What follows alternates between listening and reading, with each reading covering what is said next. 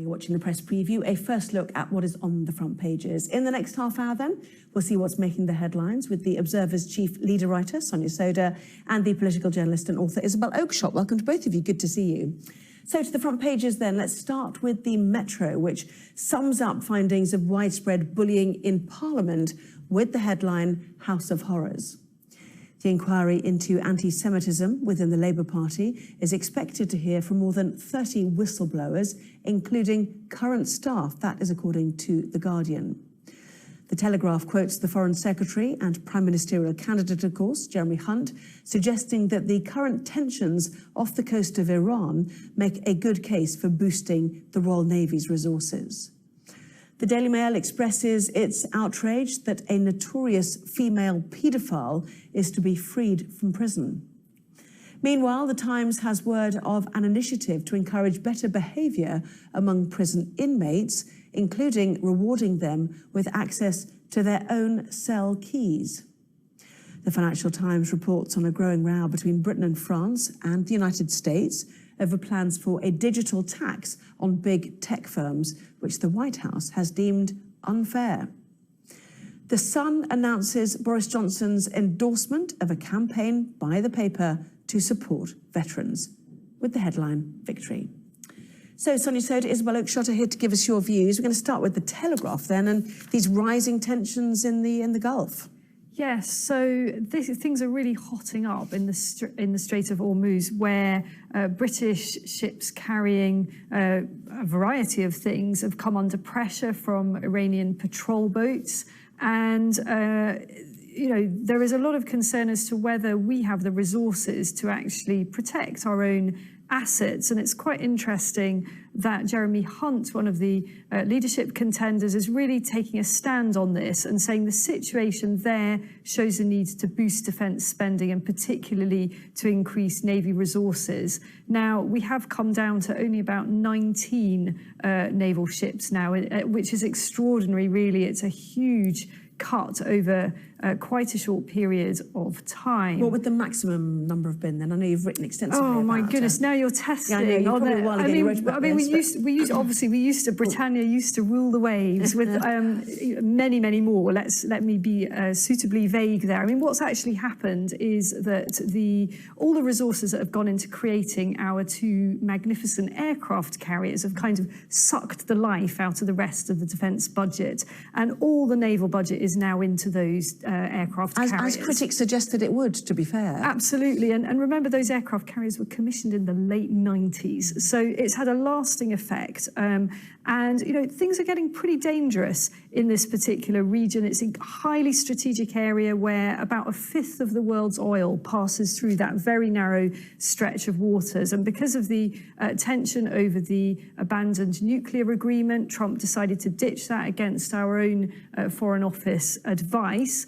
Iran is now flexing its muscle and showing that it could, what they're trying to do there, just show that they can actually make life difficult and threaten the incredibly important principle of freedom of navigation for everybody on the high seas. Yes, in this contested water as well. And an opportunity, of course, for a prime ministerial candidate to, want to get some column inches and to make their point known. Absolutely, that's right. And I think it's notable that defence has been a really big issue for Jeremy Hunt in this leadership contest. He's really sought to make it his own, as it were.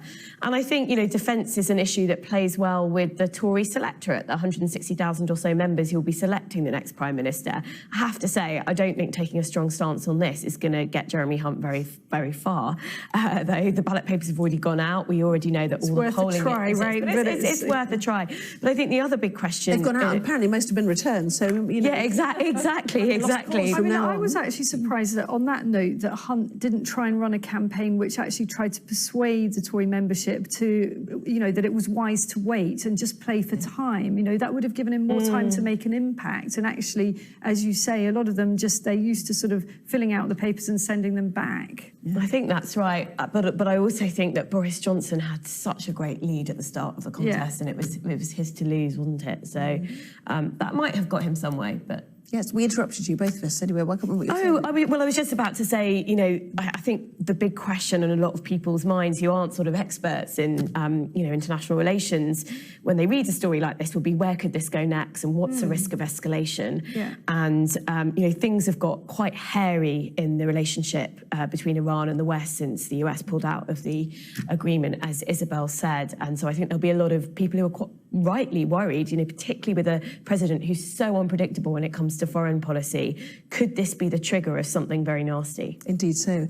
Now we move on to a story where there were pronouncements on this news story, which Isabel knows the answer to and nobody else does, which is quite intriguing. We would love her to tell us, wouldn't we, Anna? So the news is, this is the Metro, that the Foreign Office wasn't hacked, this was leaked. What on earth can I possibly say at this point, which isn't going to compromise all sorts of people, including myself. So, zip, basically. Zip. Would you like to cut? Because I've got views. I'm sure I won't surprise Isabel. I might have views. But when you were presented with this leaked material, did you think, oh my goodness, this is a howler, this is enormous? Was that your reaction straight away? Yes, it was, because it's highly unusual to get even one diplomatic cable. I mean, it does happen. In fact, there was a leak of a Kim Derrick diplomatic cable to the Sunday Times about 2.5 years ago, nearly 3 years ago now. And, that was actually not a particularly lively cable like the ones that came to me were. So, yes, when I saw them, I did think, oh my goodness, although those weren't perhaps the words I used. And look, I knew it would be a big story. Did I think that it would escalate to the extent that it did? Absolutely not. But what we do know is that President Trump is pretty thin-skinned, and it was probably pretty predictable that he would tweet about the story. I think what escalated it so much is it wasn't just one tweet, it was dripped out over periods of time, and Sir Kim's position clearly became untenable. So when Donald Trump speaking, well, in fact, there's your story in the Mail on Sunday at the weekend. Leaked secret cables from a British ambassador risk this diplomatic rift, which maybe it has. So the implications, you recognise quite quickly. Did it ever occur to you that it was the wrong thing to do to put this information in the public domain? No, I mean, I think there are questions for the person or people or actors who leaked the material as to their motivations, but I'm in the news business. I'm a journalist. I do not think that there is a journalist in the land given this material that would not have published it. And I mean, no reporter has suggested to me that they would have done anything other than publish this information. And obviously you won't tell us your sources, and I won't ask you as a fellow journalist. Thank you. But are they concerned about the implications of an investigation into this? Do you know? I couldn't possibly comment on the emotions or feelings of any person or people or politician or whatever else it might be that has passed that information my way. And is there a possibility that there might be more leaks of this nature, which has obviously been one of the concerns surrounding this? Well, I think the situation with these diplomatic cables is, and this has been well discussed this week, is that they are actually really surprisingly widely disseminated. I mean, some diplomatic cables go to not dozens, but over 100 people.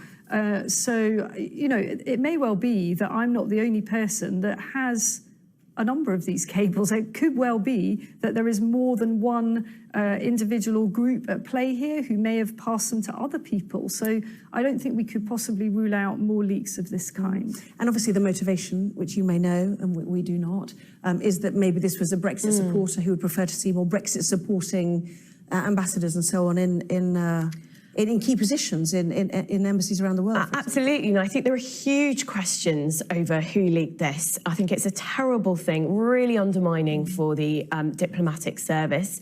I think it establishes an incredibly worrying precedent that, you had so Kim Derrick was just doing his job. It's the job of an ambassador to feed back in a full and frank manner, in confidential memos, back to the government of the day what's going on in Washington. And actually nothing in those memos were a surprise. Lots of people would have read them and thought, this absolutely describes what's going on in the US the ones at the moment. Dated to, absolutely. So he was doing his job. And then to have those memos leak, I think it will have a chilling effect on the Foreign Service. So what I would say I think is quite interesting is the way these documents are classified. So these are not classified documents as we would understand the word classified. The classification on them was official sensitive, which is one up from the lowest security classification. And I think what might change as a result of this is the way those documents are treated, because they are classified on the basis of risk to national security. In these particular ones that I have, there was no risk to national security, rather than risk to politics, as it were. They're not classified according to political risk. And clearly, the most toxic memo, the one with all the kind of colourful language, was actually very, very politically sensitive, and probably on that ground should have had a different classification. Okay, well, I'm an extraordinary scoop for you. The implications are still reverberating, one might say. We will see if Donald Trump, who is speaking now in the Rose Garden, will actually mention this at all. I'm not sure we need any more, do we? No, I think probably not. He's probably moved on to something else. As will we now. Let's go to anti-Semitism in the Labour Party, what the Labour Party higher echelons does about it. Dozens more will testify over Labour anti-Semitism, The Guardian reporting. So it's been a really bad week, another really bad week, I think, for the Labour Party in terms of the anti-Semitism scandal that surrounds it. So it was a big Panorama documentary that was very trailed in the media last night. I watched that documentary. Actually, I think there weren't a lot of new revelations in it. What was very new about that documentary was the personal testimony of former members of staff, former members of the party, some of them really young, actually, talking about their experiences of anti-Semitism and being part of Labour's disciplinary procedures. And it was very difficult to watch. There was one sort of member of staff who talked about the fact that he'd had suicidal thoughts. There were people who'd been signed off. And I really think it's very hard to watch that documentary and not see, whatever you think about the details of, are there problems in the process? And Labour have tried to rebut them. I think there very much are problems in the process. And I think it's, there's good evidence that the leadership have been trying to interfere in a disciplinary process that's supposed to be independent of the leader's office. But there's something much worse at stake here, which is just watching those testimonies and the experience. The Labour Party's response, they put out a press release which sort of said that these members of staff were politically motivated.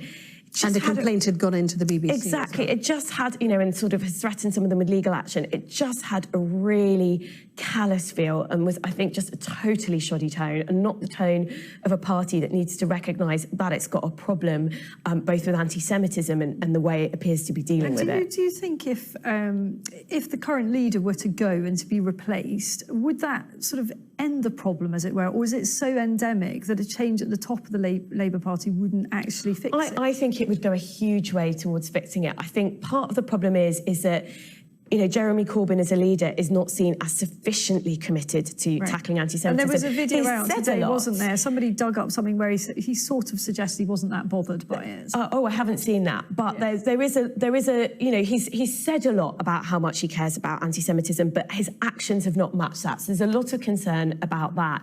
So I think changing the person at the top would probably go some way towards fixing that. And I think the other problem is that trust has broken down so badly between the Jewish community and Jeremy Corbyn and those who surround him that, again, I think a fresh person might be able to fix that relationship. Apart from the perhaps justifiable argument that people, are using this against the leadership and will continue to do so, and therefore, by its very nature, it's being, over-exaggerated because of the political power that it has to do damage. Those are arguments that the Labour Party itself is making, yes. Okay. Right, coming up, struggling to see your GP, the new figures that show you are not alone. Back in just a moment.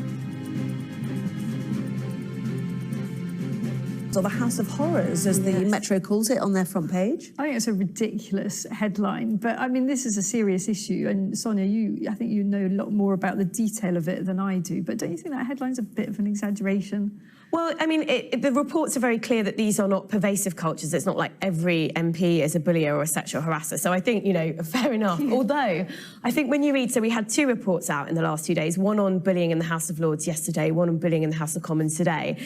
And actually, some of the detail, it's not affecting a majority of staff, but it's a significant minority. And it's pretty horrifying what these members of staff are having to put up with in terms of sexual harassment, even homophobic bullying, racist bullying. And some of the recommendations that these 2 reports have come out with are just, you just read them and you think, oh my God, we live in the dark ages. Right. Yeah, it's, CCTV in sort of groping hotspots in the House of Lords, which I think really just goes to show. I mean, surely House of Lords peers can keep their hands to themselves. They shouldn't need CCTV to do it.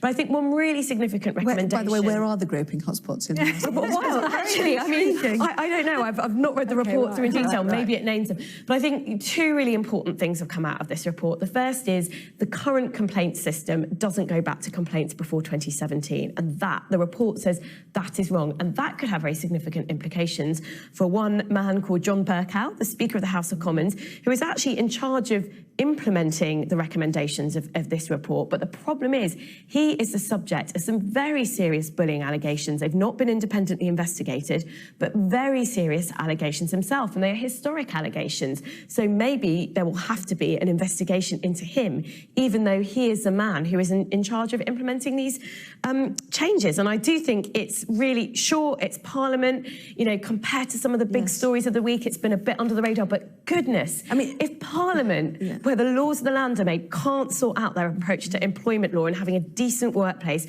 where women don't get growth, I mean, where can? But do you get the impression these are, you know, or some of them or a few of them are fiery, egotistical, power-crazed? You know, why are we surprised by any of that in some respects? Well, something does happen to people when they go and work in the Houses of Parliament. I've seen it happen. Power. They change personality. And I think one of the points that the report makes is about the way that the employment system works in the Commons, where each MP is kind of like, they run their office like a little business. So they've all got their own style very much. And I suppose that's inevitable in a way. And of course, there's huge variation. I mean, there are members of staff who work for MPs for literally decades, and they have a great relationship. So it's sort of, you know, a few are obviously tarnishing the reputation of all. It's not basically an awful place to work. Many people would love to work. And some people complaining about being asked to look after the pet, the dog, or the children and stuff. So, you know, maybe greater delineation on what your role is before you sign up. Let's move on to our final story, the Daily Telegraph. The difficulty of seeing a GP, 'twas ever thus as well, perhaps? Well, what I thought was sort of funny about this was patients battle to see own GP. I mean, since when did any of us actually have our own GP? This concept of actually having a kind of regular relationship professionally where you see the same person every time, I think that went out absolutely ages ago. It may still exist in some rural communities, but in London, it's certainly in big urban areas where you've got really big surgeries with lots of locum doctors, it exists less. And I think, you know, it matters less for younger people with fewer health complications. You know, it doesn't really matter if you don't get to see the same GP. Who it's really important for is older people. Definitely, that they get for the continuity. And care, also, you know, many older people have so many complex problems that are all interlinked. And if you have to explain those all from the start, you know, it's just not going to be effective. Someone to know your case, certainly. Isabel, Sonia, we will see you at 11:30. Thank you very much indeed.